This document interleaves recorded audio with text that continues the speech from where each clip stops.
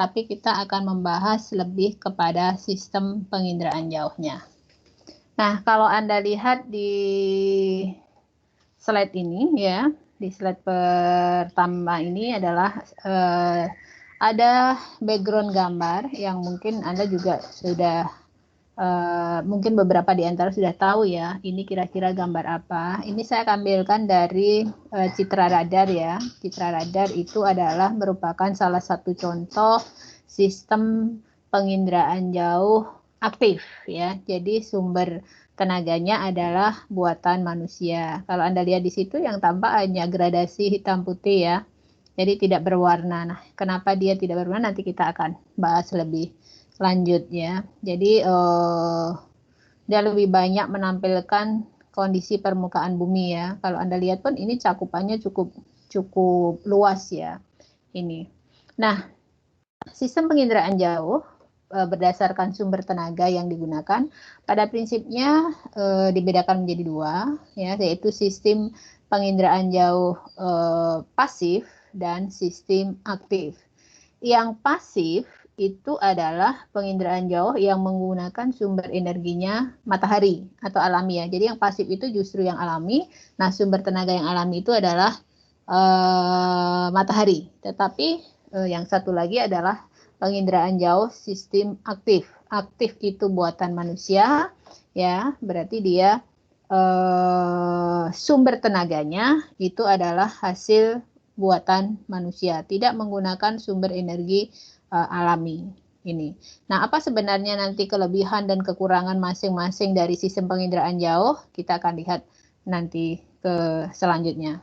Nah, pada gambar ini Anda bisa lihat ya, ini adalah ada pasif ya, ada aktif. Nah, kalau pasif di sini sumber energinya kalau Anda lihat ini adalah matahari ya, matahari memancarkan energinya kemudian oleh objek dipantulkan.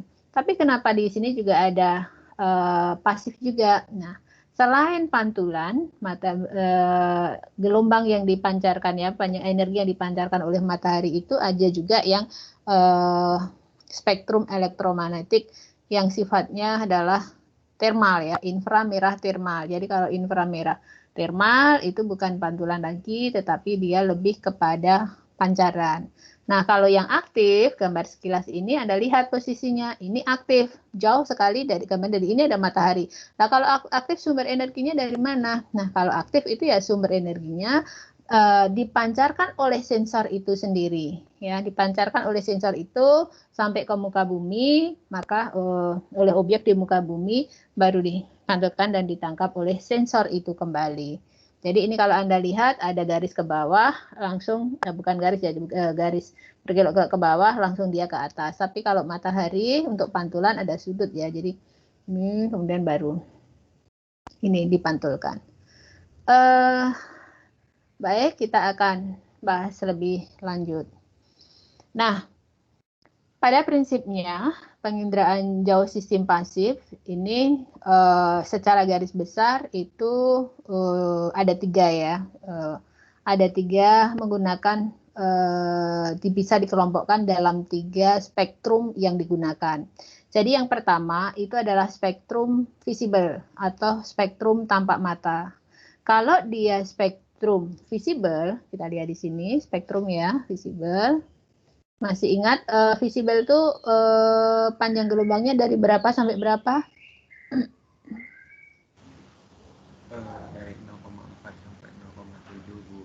Iya, dari 0,4 sampai 0,7. Jadi, kenapa disebut visible? Karena pada panjang gelombang ini, pada panjang gelombang 0,4 sampai 0,7 mikrometer, itu oleh mata mata kita itu bisa menerjemahkan menjadi warna Meiji Hibiniu. Jadi ada merah, hijau, kuning dan seterusnya.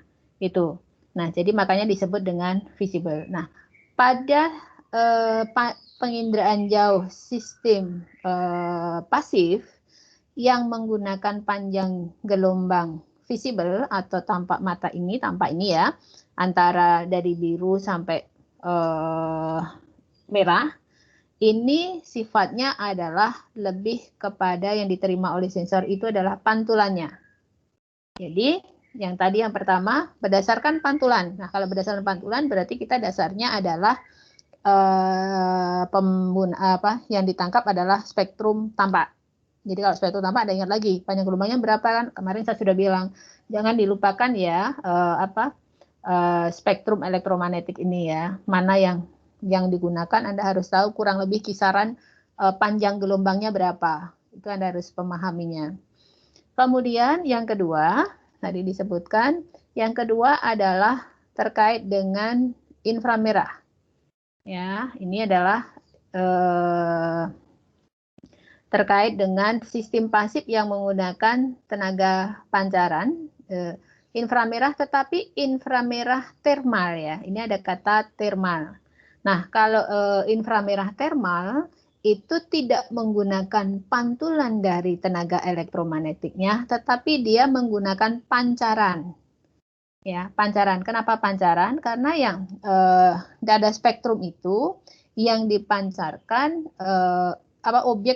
objeknya dia akan memancarkan spektrumnya ke sensor gitu.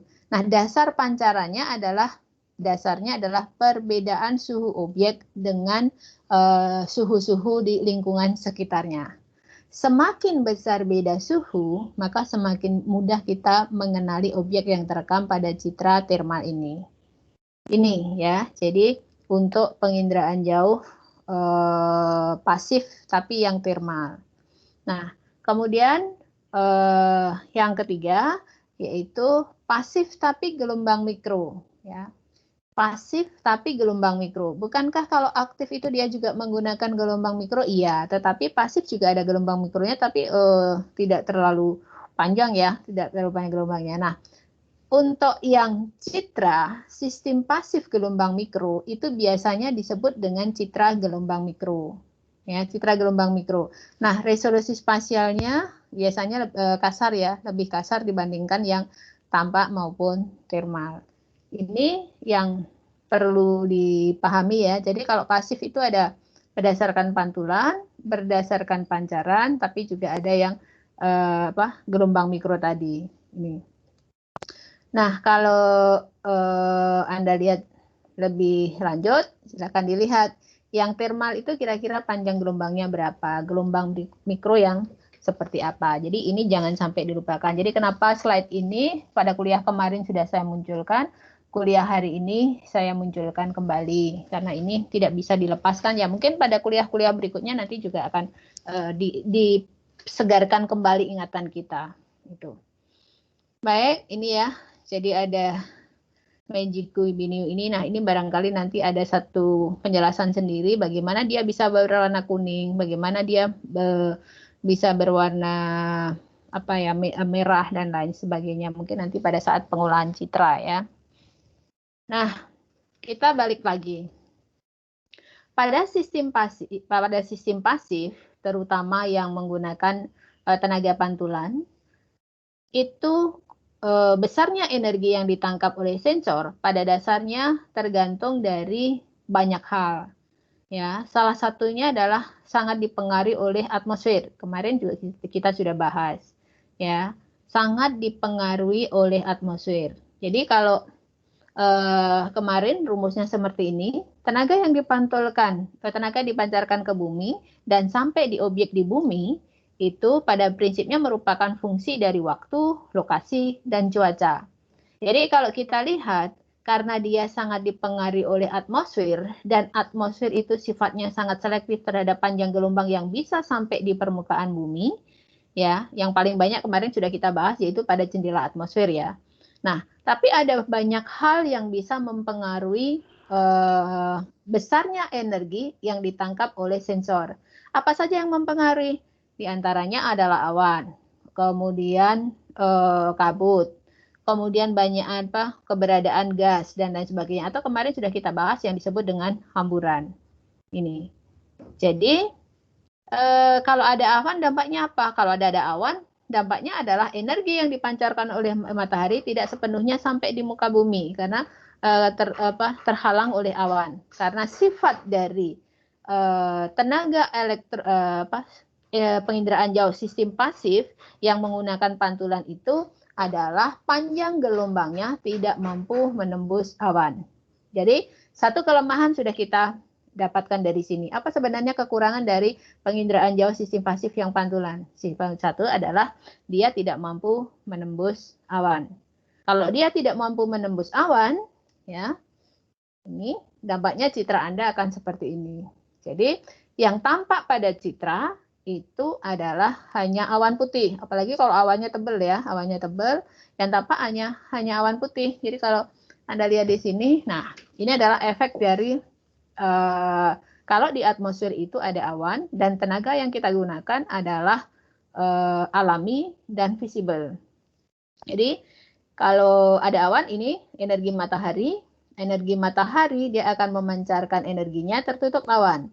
Nah, maka akan ada awan, tetapi objek di bawahnya itu tertutup awan, tapi bukan hanya yang menjadi masalah yang di bawahnya, tetapi yang menjadi masalah juga awan, karena dia objek awan itu kan ada jarak dengan permukaan bumi, jadi ada ketinggian. Jadi ketika dia terkena energi elektromagnetik, maka akan terbentuklah bayangan.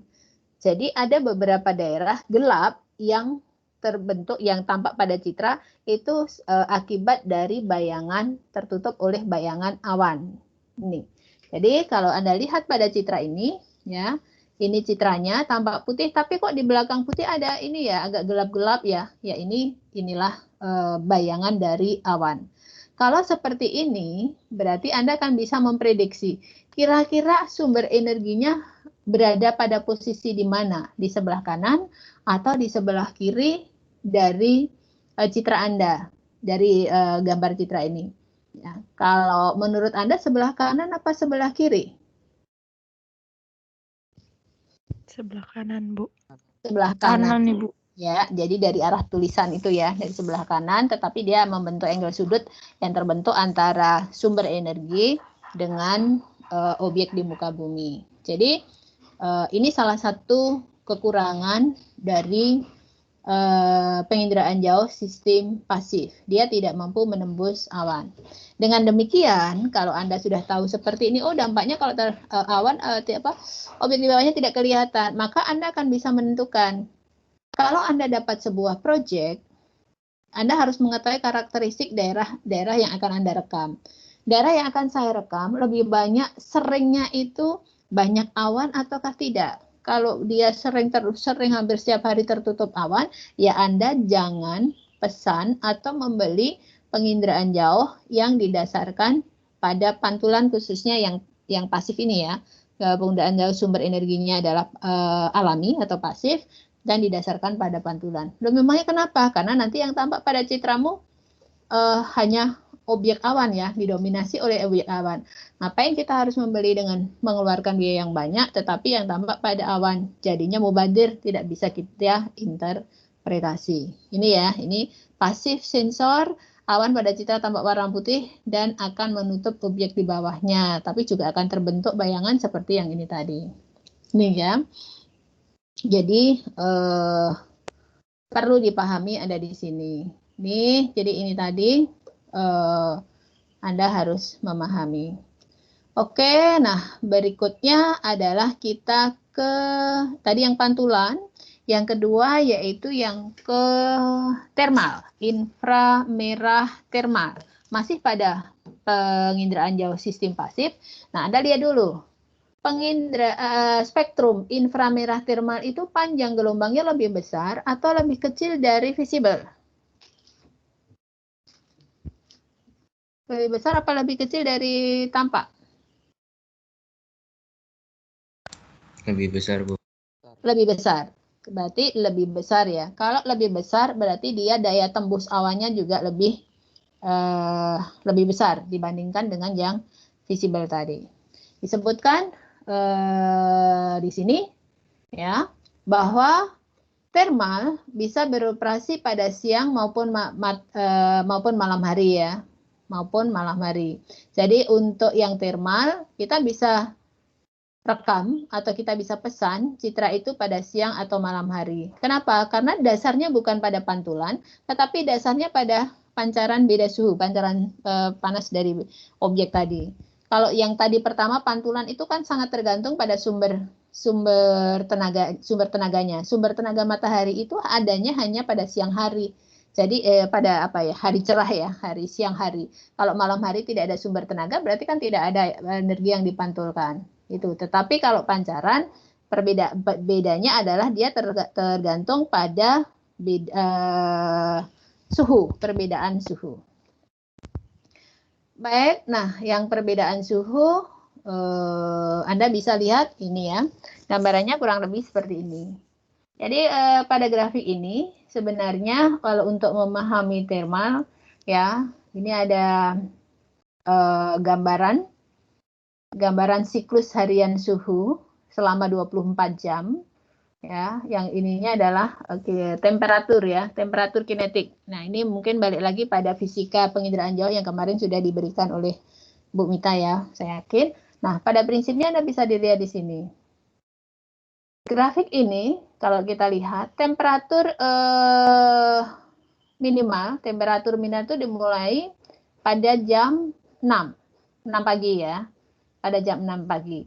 Kemudian semakin siang, semakin ke arah siang, itu temperaturnya semakin naik dan mencapai puncaknya kurang lebih jam 12. Tetapi yang penting adalah yang kalau kita lihat, pertambahan suhu yang sangat lebih cepat itu terjadi kurang lebih dari jam 6 sampai jam 9-an. Jam 6 sampai jam 9-an. Nih ya, jadi kurang lebih berada di sini. Nah, puncaknya ada di jam 12. Nah, kemudian seiring dengan sore ya, ke arah sore ya, maka besarnya energi yang dipantulkan dan sampai ke permukaan bumi ya, permukaan ini kan termalnya masih termal pasif ya, malam itu juga semakin berkurang. Jadi mengapa kalau kita siang hari itu panas sekali, karena memang kita mendapatkan energi yang maksimal dari matahari, radiasi yang maksimal dari matahari. Nah, kemudian turun dan sebagainya. Nah, kemudian terjadi sampai pengurangan minimum temperaturnya pada kurang lebih jam 4-an ya. Jam 2 sampai 4 itu penurunan yang cepat ya. 2 sampai jam 4 itu penurunan yang cepat sumber energi yang sampai ke permukaan bumi. Nah, ini dan seterusnya sampai terjadi pengurangan. Nah, pengurangan suhu yang paling cepat, yang paling rendah, sampai suhu yang paling rendah itu terjadi pada malam ya, itu terjadi suhu yang paling rendah. Nah, kalau kita lihat di sini, jadi thermal itu akan sangat baik dilakukan apabila terjadi beda suhu objek dengan objek di sekitarnya. Jadi Anda bisa lihat di sini beda suhunya banyak terjadi di hampir semua ini ya, di semua lini grafik ini atau semua garis ini, kecuali pada jam-jam yang di sini ya, dia hampir bertemu sama ya. Kita lihat di sini, jadi dia bisa kita rekam citranya baik pada siang maupun malam hari ya. Itu. Jadi kalau malam hari